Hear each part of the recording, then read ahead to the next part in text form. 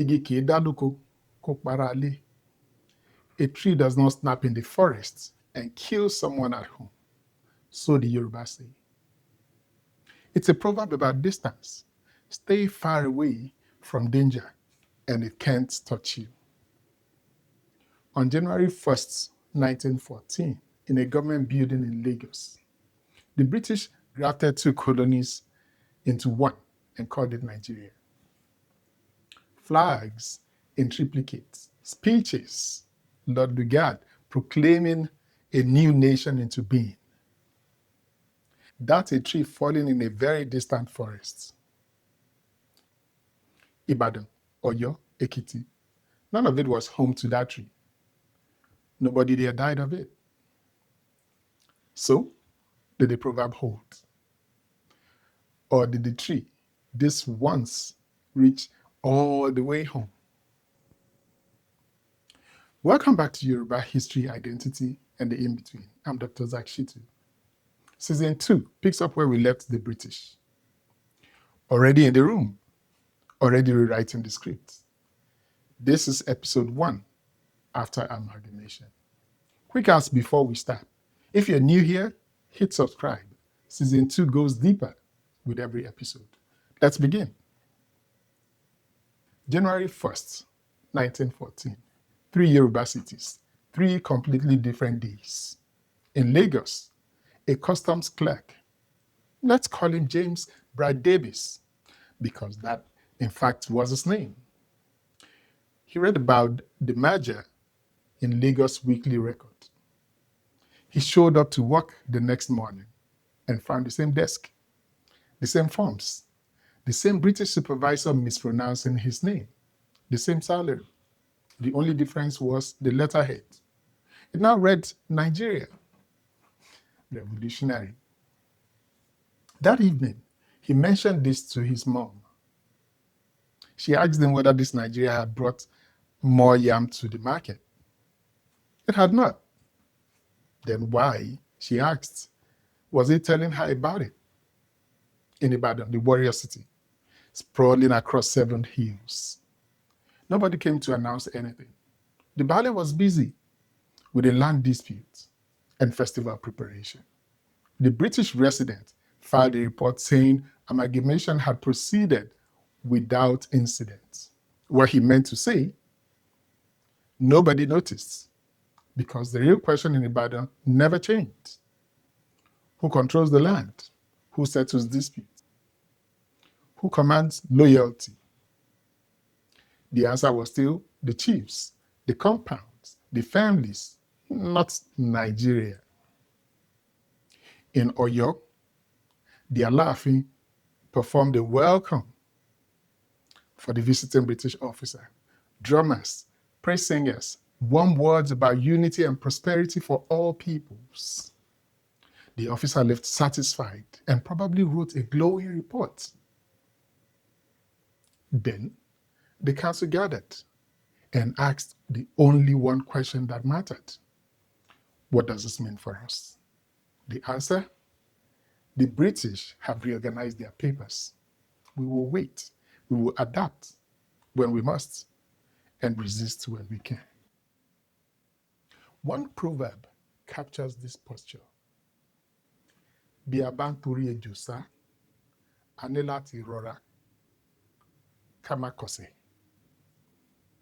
If we run because of a snake, we must watch out for the stone. The snake was British power. The stone was losing Yoruba identity and authority. The Aláàfin intended to dodge both. In Lagos, a name changed. In Ìbàdàn, nothing changed. In Oyo, everything and nothing at once. The gap between colonial proclamation and colonial reality is where Yoruba people actually lived. Amalgamation didn't just draw a line in Nigeria. It drew smaller lines inside Yoruba land. And those lines are what they pause because of what they flattened. You see, the British organized Yoruba-speaking territory into provinces. Oyo, Abeokuta, Ijebu, Ondo, plus Ìbàdàn and the colony of Lagos, tidy on the map. On the ground, these provinces lumped together political system that had almost nothing in common. Oyo was a centralized monarchy, one crowned and laughing at the apex, checked by his council as we covered in season 1. Abeokuta was a federation of 4 obas: Ake, Okeona, Gbagura, Owu, none subordinate to the others, governed as much by the Ugbone Council as any single king. Ìbàdàn had no crowned oba at all. It was built by war generals whose authority came from conquest, not inheritance. In fact, the Olúbàdàn wouldn't even wear a beaded crown until 1976. Out toward Ekiti sat more than a dozen of small independent kingdoms, none of them dominant over others. The British then stopped to ask of those which ones were real kingdoms and by whose standards. Indirect rule, the mechanism we broke down fully in season 1, episode 7, just needed a chief to negotiate with. So it filed a 4-way confederation and a centuries-old empire under the same administrative label. It didn't matter either whether these towns shared an origin story. Some traced their royal line to Oduduwa at Ile-Ife. Ìjẹ̀bú and Ẹ̀gbá, among others, kept older local founding accounts and treated the Ife story as tradition, not gospel. The fuller story of how Yoruba became one identity is in season 1, episode 3. What matters here is simple. The province didn't care. Different histories, different hierarchies, same colonial file. Underneath the new map, most of Yoruba life carried on untouched. Markets still ran on 4 or 5 days cycles. The numbers actually never lined up with British calendar. So the British got their statistics and markets kept their own regardless. Most people still honored the Orishas alongside the church on Sunday. Ifa on Monday wasn't hypocrisy. It was 2 forms of insurance kept quietly. And the compound, not the colonial office, still settled disputes and allocated lands. But one thing did reach absolutely everyone: taxation. Before 1914, tribute flowed loosely. Drought, you paid less. Good harvest, you paid more. It was customary, not fixed. The Native Revenue Ordinance of 1917 made it fixed and universal for every male adult. This was never really about the money. It was about forcing people into the cash economy. Grow cocoa or palm oil to sell. Because that's the only way to get the cash the tax demands on a schedule that no longer bends to weather or fortune. And once you're selling into the global market, you're dependent on British shipping and British finance. Taxation was colonization by economic pressure. Tax collectors were often your neighbor's son, backed now by colonial authority. In Ekiti in 1918, one seized the farmer's goats for non-payment. The farmer was his own uncle, ruined that year by crop failure. A group of young men beat the collector in the road. They arrested and sentenced them to forced labor. That was the circle. Economic pressure, creating punishment, creating more resistance. Then the 1930s arrived. Cocoa prices collapsed in the Great Depression. Farmers who had planted cocoa specifically to cover their taxes now found it worth a third of what it had been. The tax rates did not drop. In some places, they rose. Families fled into the bush rather than face the collectors. The British response was to threaten chiefs with removal unless they produced the revenue anyway. Here's the lesson many people learned in those years. Colonial sympathy extended exactly as far as colonial self-interest, not one step further. If stories like this, the ones that don't fit neatly into a textbook chapter, are worth something to you, there's more waiting at patreon.com/zakshitu. Bonus episode and the full source notes. Something else was shifting, more slowly and more permanently. Before 1914, if you had asked someone in Ìbàdàn who they were, the answer was nested.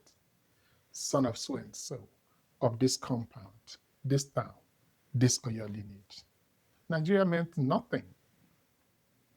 The clerks in Lagos started working alongside Igbo collectors and Hausa messengers, reading newspapers that covered the whole territory, and they slowly began to mean something, layered on top of their Yoruba identity. We've covered elsewhere in this series how Yoruba itself hardened into ethnic identity under the same administrative pressure.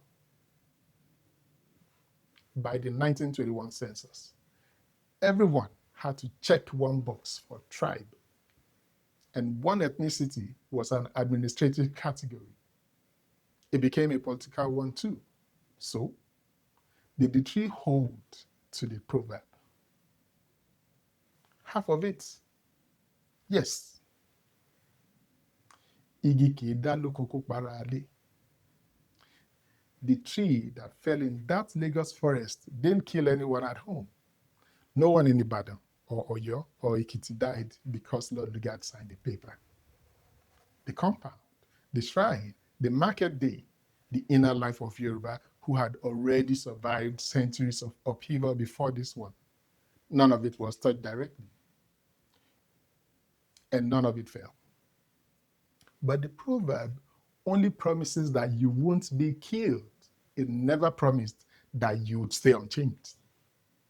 15 years on, that same distant tree was the reason a farmer's goat was seized in Ekiti over a tax he couldn't pay. It was the reason someone started signing papers as Nigerian. It didn't fall on anyone. It just quietly rearranged the ground everyone was standing on. The deepest resistance was never dramatic rebellion. It was continuity, keeping the language alive, passing down the proverbs, maintaining the rituals, and simply outlasting whichever district officer had been posted in for 2 years before rotating somewhere else. Nigeria was new. Yoruba was ancient. And the ancient has a way of outlasting the new. Next time on this show, the mission school generation.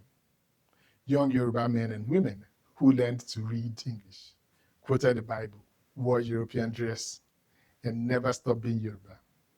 How did they hold both worlds at once? That's next. If this has changed the way you think about colonialism and about what actually survives when the official record insists that it's all been replaced, subscribe and drop a comment. Where have you seen official authority and real authority not quite lining up? Full bibliography and bonus material, leave at patreon.com/zakshitu. The entire show archives and our new game, Sabi Crush, leave on with zakshitu.com. I'm Dr. Zakshitu, and this has been Yoruba History, Identity, and the In-Between. See you next time.